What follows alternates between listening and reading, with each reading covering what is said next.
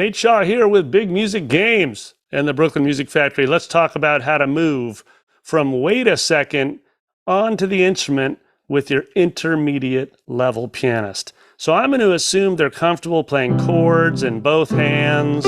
They're comfortable probably using inversions in both hands, and they've just gotten into composing melodies, or as we call them, lead lines, in at least one of their hands. So wait a second's amazing because it's an interval game and it forces your students to flex their brain and think about the piano differently.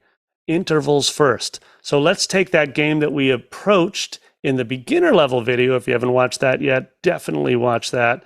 And let's go interval motif, or sometimes I call it interval plus tail.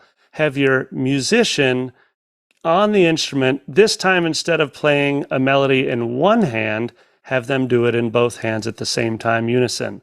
So starting with a second, they have to start with a second, and then they add their own idea, motif or tail, to finish the melody.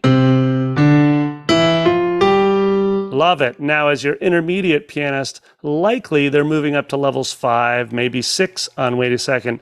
So they might go up to 6 and 7ths. Right? Now, what's awesome about when they're starting to stretch their interval knowledge from 6th up to 7ths and even octaves is that you can begin to teach them the idea of stretching and collapsing hand positions. Open, collapse, collapse. So have them write a melody that starts on the 7th, and the only rule with their tail, or the finishing line of the phrase, is that they have to collapse it into C position.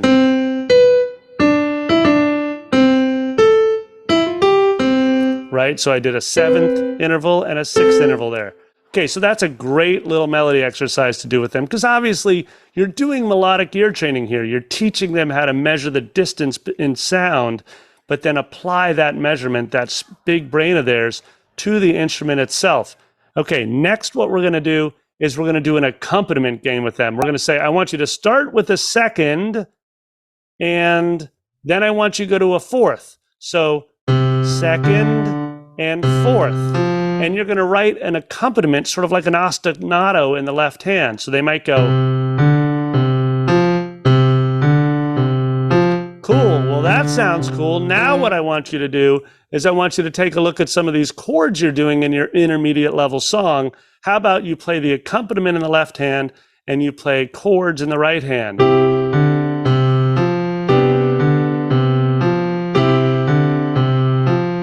Dig it? Now, of course, everything sounds better with a groove. You can challenge them now to say, hey, this time I want you to start in first inversion on the chords using good voice leading. How would you move from that C to that G? 2, 3, 4. Ooh, that's a cool sound. And obviously you can challenge them to put the ostinato in the right hand and play a melody in the left hand. You might say, hey, why don't we do 8th notes in that right hand instead of quarter notes?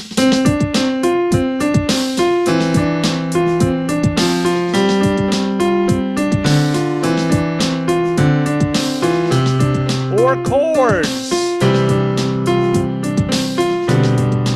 Ooh. Okay, you get the idea. So that's a really fun game to take wait a second, stretch their interval knowledge, add it to an accompaniment.